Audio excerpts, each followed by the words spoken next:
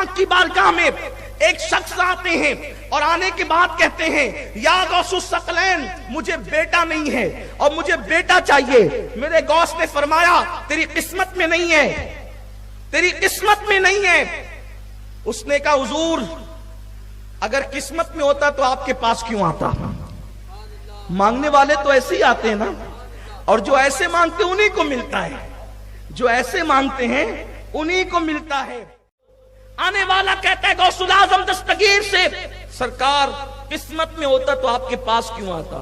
غوث پاک نے کہا اچھا ٹھیک ہے, میری پشت میں ایک بچہ ہے, میں چاہتا ہوں کہ وہ تجھے دے دوں, دعا کرتا ہوں اللہ وہ تجھے دے دے, بیٹا میرا ہوگا اور تیرے صلب سے پیدا ہوگا.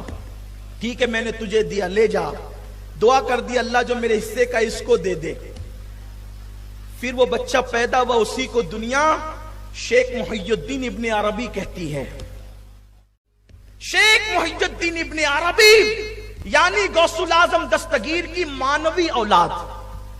وہ فرماتے ہیں, اب سنیے, وہ فرماتے ہیں کہ میں حج کے لیے گیا اور میں کعبے کا طواف کر رہا تھا. کون؟ شیخ محی الدین ابن عربی. یہ غوث الاعظم کے دور کے ہیں.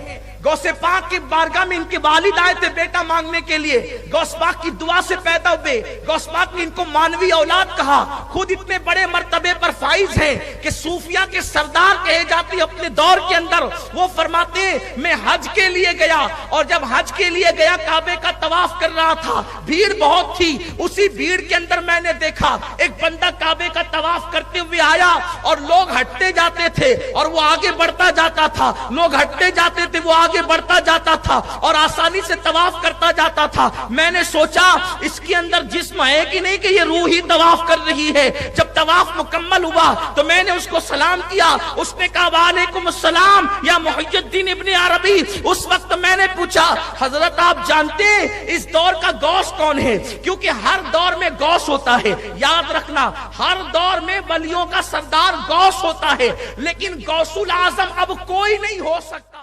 اب غوث اعظم کوئی نہیں ہو سکتا.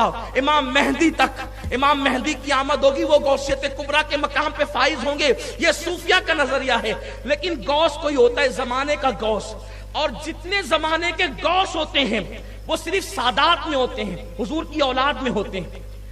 بہت سارے لوگوں کا نظریہ یہی ہے کہ جو غوث ہوتا ہے وہ خاندان رسول میں صرف ہوتا ہے. بعض لوگوں نے اس کے علاوہ بھی تحقیق کی ہے, میں کسی کی تحقیق کا منکر نہیں, لیکن بات جو کہہ رہا ہوں اپنے ذوق کی وہ یہ ہے. تو اس وقت شیخ محی الدین ابن عربی نے جو کعبے کا طواف جلدی جلدی کر رہا تھا اور لوگ ہٹتے جاتے تھے, ان سے پوچھا حضرت غوث کون اس زمانے کا معلوم ہے آپ کو؟ تو اس نے کہا کہ ہاں معلوم ہے. فرمایا اس زمانے کا غوث میں ہوں. وہ جو جلدی جلدی طواف کر رہے تھے نا, شیخ محی الدین ابن عربی کے پوچھنے میں کہا اس وقت کا غوث میں ہوں اور میرے بعد جو غوث ہوگا وہ جلال الدین ہوگا. شیخ محی الدین ابن عربی سے کہا ابھی تو میں غوث ہوں, میرے بعد جو غوث ہوگا وہ جلال الدین ہوگا, اور اس کے بعد جو غوث آئے گا وہ سید محمد اشرف جہانگیر ہوگا. ابھی پیدا بھی نہیں ہوئے غوث حضرت مخدوم اشرف جہانگیر سمنانی, یعنی غوث وقت. اسی لیے دنیا ان کو غوث العالم کے لقب سے جانتی اور پہچانتی.